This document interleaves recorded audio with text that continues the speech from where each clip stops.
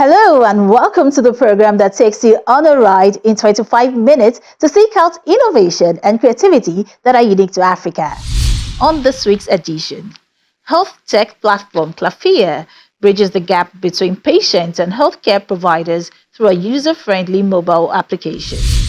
Plus, I will be chatting with the CEO of Dillon Apps, Debo Onifade, on the localization of tech solutions in the country and how we can ensure their sustainability. We'll give you more in just a moment. This is Tech Trends, and I'm Olayemi Utunuga.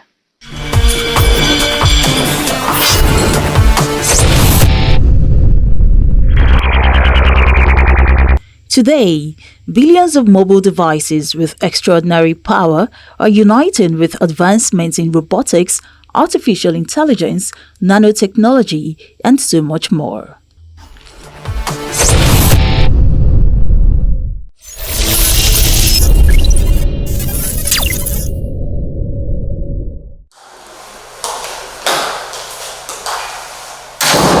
In an effort to revolutionize healthcare accessibility, this health tech platform, Clafiya, is connecting patients with vital healthcare services right at their fingertips.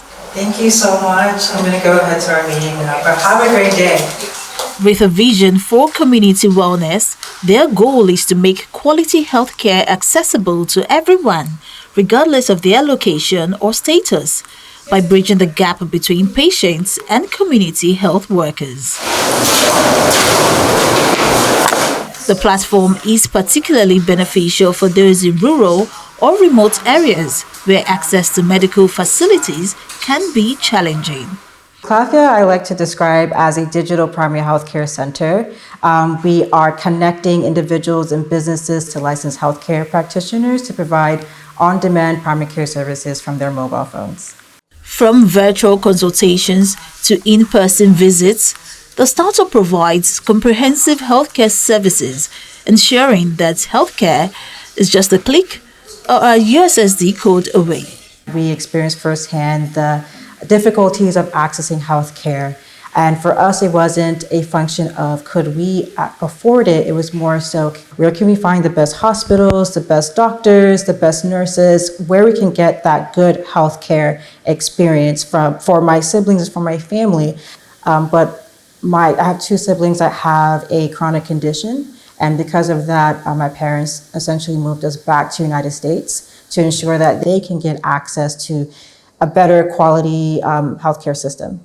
Part of what sets it apart is its innovative use of technology, particularly its USSD feature, which enables users to access healthcare even without a smartphone. I realized that the same problems that my family had back then in Nigeria either had stayed the same or had gotten worse. And so I just became very interested in the idea of reimagining what it would look like for Nigerians or even Africans to access quality and affordable primary health care. So I went back to school, and it was there where I started to incubate Clafiya. What Clafiya is today is not what I had in mind, but I got a lot of support from my professors. They encouraged me to actually start pitching the idea at pitch competitions. I didn't think of Clafiya as a business. It was more so, how can I give back to my community and my family and my friends? And so when I started to pitch the idea around Georgetown, that's when I started to refine the idea. This service ensures no one is left behind in receiving quality healthcare, especially in a country where smartphone penetration is still evolving. Clafiya's core model, which is to connect nurses or community health officers who are in your communities to your homes or your workplace, wherever you feel safe to provide that in-person or virtual primary care services.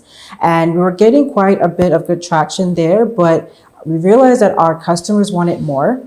So they would ask questions like, could you also help us with drug delivery? Why don't you finish what you started? Because yes, I'm gonna need other things, or are you gonna help us with that? So can you help us with our medicine delivery? Could you help us with diagnostics? Do you have access to other specialists? And so it wasn't until that moment that we realized we had to evolve and to what I would describe as a digital primary healthcare center. So without the brick and mortar, we're leveraging our health practitioners that I like to describe as the heartbeat of Clafiya, who are providing that in-person primary care services or virtually. And while they're there with a patient or a customer, they're on a video call with our in-house doctor. So it feels like you're getting a primary healthcare clinic or a hospital clinic in your homes or virtually.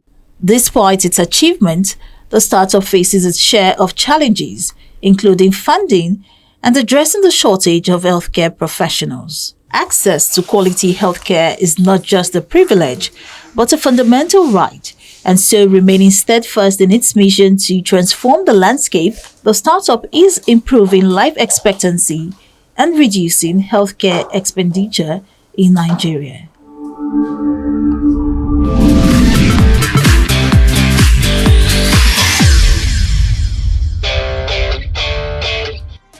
Tech tips.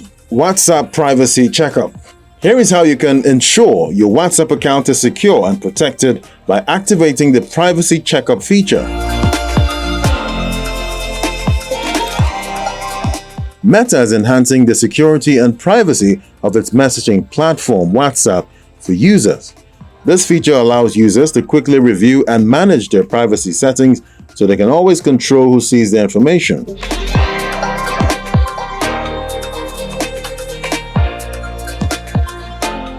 To activate this feature, open WhatsApp, go to Settings, tap on Privacy. At the top, you'll see Privacy Checkup. Tap on it, and you'll be taken through a series of screens where you can choose who can contact you, add you to groups, and manage your blocked contacts.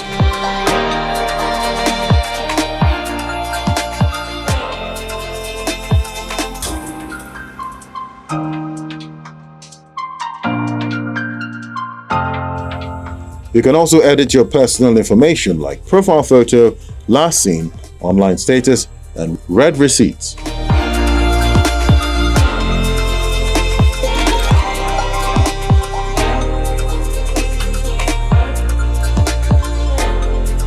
Activating the feature also allows you to add more privacy to your chats and groups by setting up disappearing messages and enabling end-to-end encrypted backups.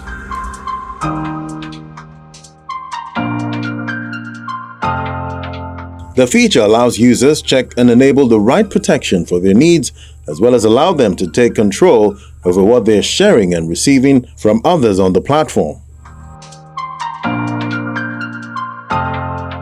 And that's our tech tip for the week.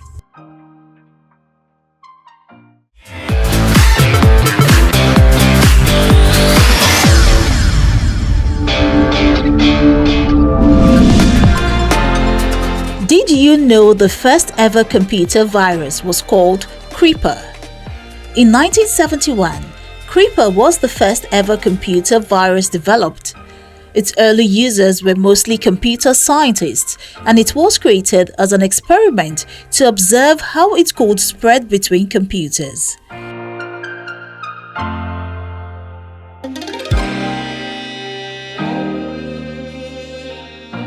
Creeper displayed a message: "I'm the Creeper, catch me if you can." Although they didn't realize at the time, they were the first victims of a computer virus. But what did this message mean, and who sent it? It turns out it wasn't a hacker who coded the first computer virus, and it wasn't sent with malicious intent.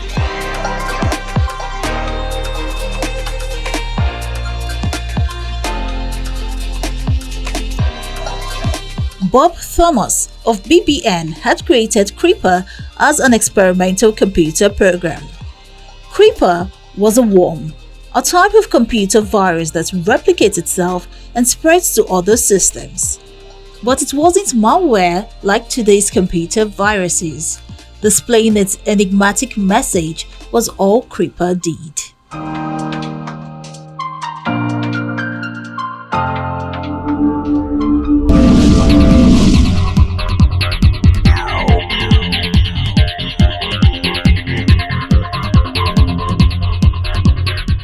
How much do you really know about the tech world?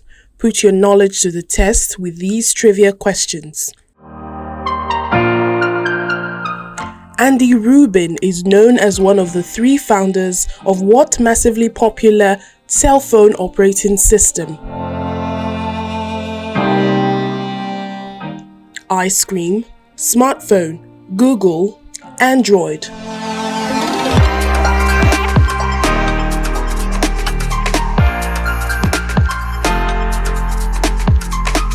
The answer is Android.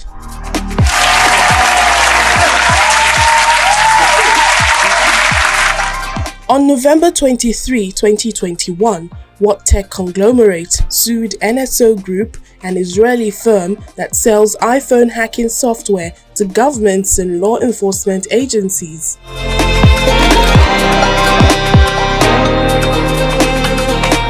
Pegasus, Apple, Samsung, Huawei.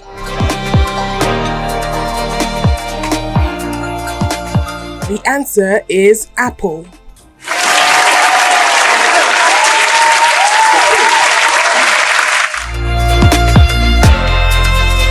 Used in one of the first Canadian keyboard layouts and later copied by computer manufacturers such as Apple, the snowflake-like button appearing on some French-Canadian keyboards represents what standard key?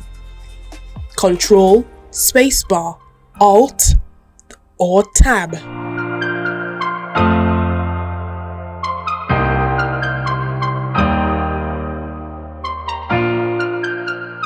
You guessed it, the answer is Control.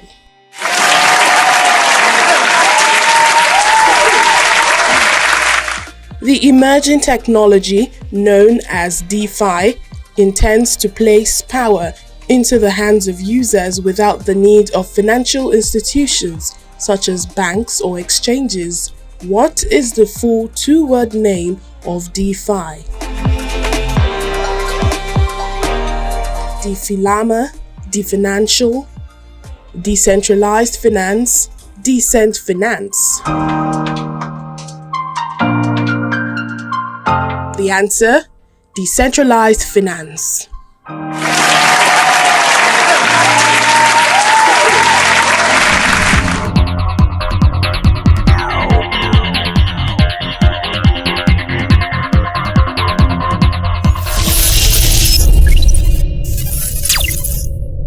In Nigeria, tech enthusiasts are busy tailoring solutions to fit the country's unique needs.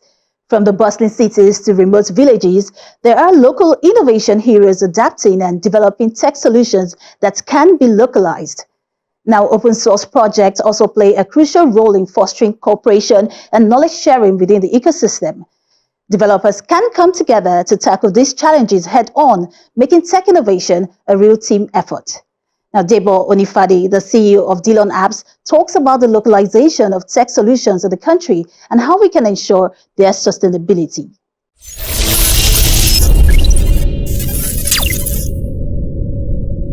Nigeria faces, unique challenges in areas like healthcare, infrastructure, and even agriculture. How can we tailor tech to make a real impact on these sectors? Thank you so much. I think first we have to think Nigeria. Every time we're thinking tech, think Nigeria first. And let me talk about healthcare. We talk a lot about data, analysis, artificial intelligence in Nigeria. And I always ask this question. We have not even talked about data acquisition. Why is China the number 1 or top 2 AI country in the world? Because of very low privacy laws, and they have data of almost everybody, and data helps them to improve on AI. Nigeria needs to, right now we don't even know our population. We need to do better acquiring data, know a lot more about our health challenges, agric. So we need to do better in the area of acquiring the appropriate data, and then we can analyze. I think nowadays we are jumping the gun. We're trying to go to the university instead of starting from primary school. If you talk about education also, people talk about so many big equipment, software, and I say, if you look at the East Europeans and Southeast Asians that have excelled in education, it starts from primary school. People talk more about university education, And I think we need to talk about improving curriculum, even in the primary school, in the high school, JSS. We need to not just software, but in traditional engineering, we need to use every tool we can use to improve the quality of curriculum at that stage. What do you need in the primary school? You don't need a lot. You don't need an expensive PC. You just need basic PCs. So sometimes we should simplify what we're trying to do. I think we try to create sophisticated solutions that are sometimes not required. So I would say we should think Nigeria and less of international every time we're creating solutions. We've seen a lot of local innovation heroes, coming out to create solutions they believe would address specific local needs of Nigerians. Now, in your experience, would you say these innovations have made significant difference? I would say no, because when we talk about changes or differences in Nigeria, especially when it comes to tech innovations, it's usually limited to Lagos and maybe one or two other states. For us to say that the country is influenced positively, we have to think the whole country. And like I always said, when you talk about unemployment in Nigeria, it's more of low skill unemployment. A high skill, the highly skilled people will always sort themselves out, either in Lagos or travel abroad, Abuja. If we're not creating solutions that are, solving food problems, that are solving agricultural problems, solving healthcare problems, that are creating jobs, especially amongst the low-skilled staff, we'll be chasing shadows. So let's talk about fintech, for example.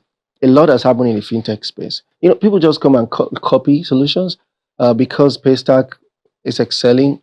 Doesn't mean do we need 100 fintech companies in Nigeria? I would say no. So I think what happens in Nigeria is that a few companies succeed in creating some innovations, and rather than other people innovating in other areas that matter to the economy, you have everybody coming to the same industry, copying, just modifying a little bit, and in the next few years, you just realize that 80% of them eventually fold up because the market size itself is not large enough to accommodate the number of companies coming into that field. So when you're dealing with a small market size, at the end of the day, 80% of them will not survive. And so I think that we have to diversify in terms of innovation. We have to innovate in multiple areas, in finance, in insurance, in telecom, in healthcare. The innovation, we have to diversify and make sure it affects the common man. I think that we have a number of innovators with original solutions that are addressing the needs in these sectors, but the spotlight isn't just on them. How can we support them, to scale up? So yeah, I've always believed that the state governments, not the federal this time, have to do a lot more to help, especially those innovators that are not popular, like you said, especially in the states. And so for me, there's no way you can succeed without having collaborations with government, especially subnational governments. In some ways, they don't need money. The innovators don't need money. They just need opportunities. I hear of different, people talk about different businesses that, the interlands, Ogun State, Abeokuta, villages, and you hear about this business making 200% margin, 300% margin. All I need is if I get government support, not money, this I can scale up. Sometimes I'm asking them, how can you scale up? You're doing this and you're making maybe 500,000, 200%, 1.5. If you can scale it up to a point where you're doing, even tech is not making 200% in Lagos. So if you're making 200% margin, what do you need to scale up where you're making 5 million times 3? That's 15 million. That's against 1.5 million. And by the time the person is describing the challenges, I just nod my head and wish the state government can be more supportive. So I think the first is the subnationals. State governments especially need to do a lot more than the federal government in their states.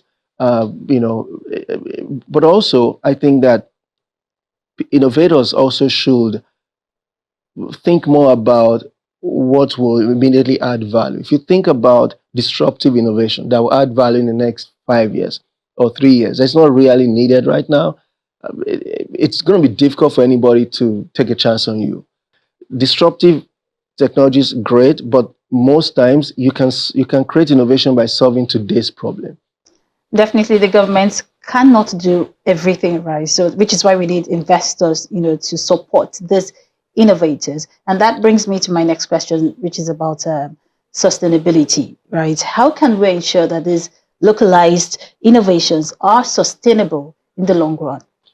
So we have to think beyond money. And that's why I said people need to think about how can I make money tomorrow?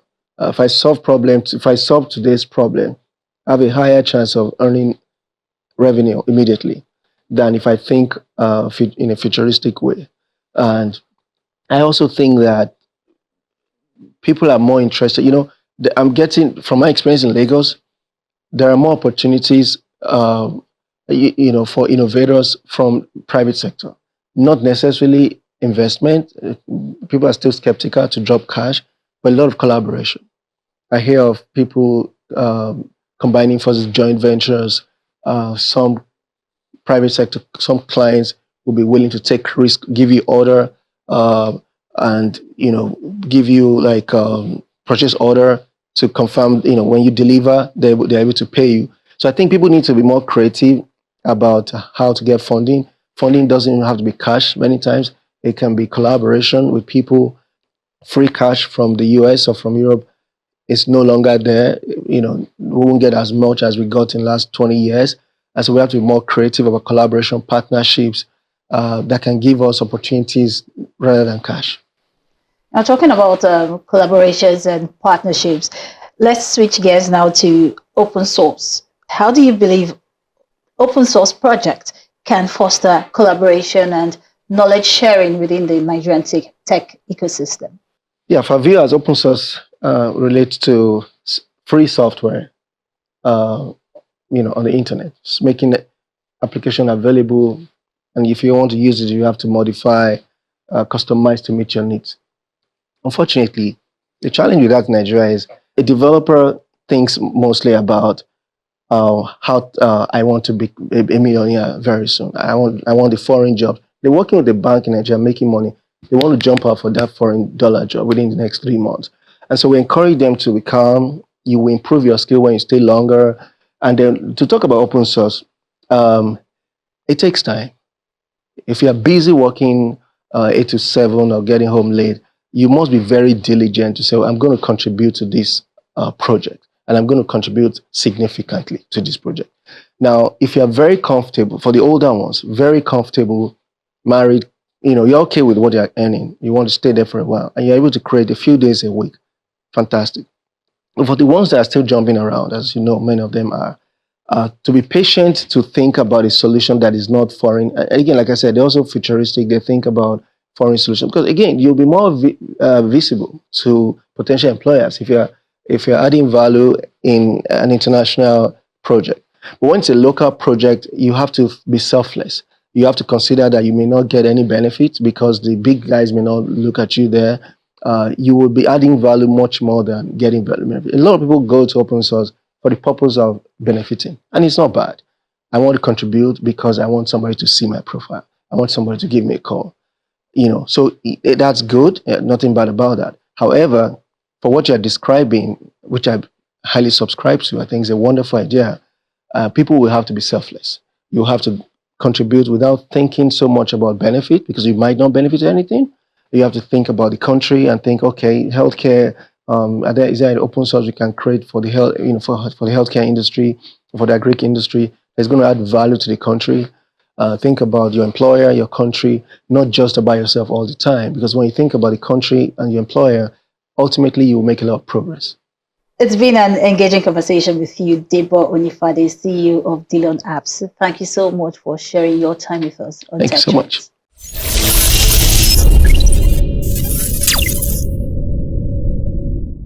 And it's a wrap on the show this week. Thank you for watching. Remember, if you are interested in keeping track of how tech-savvy innovators are crafting homegrown solutions using technology in the country, well, keep watching Tech Trends because we will continue to showcase them for you, from startups to big techs and, of course, inventful thinkers. Also, if you missed any parts of the show, you can always catch up on the Channels TV YouTube accounts where we have all of our episodes. And I encourage you to watch, share, and like your favorite editions. For Tech Trends, I'm Olayemi Otinuga. Bye for now.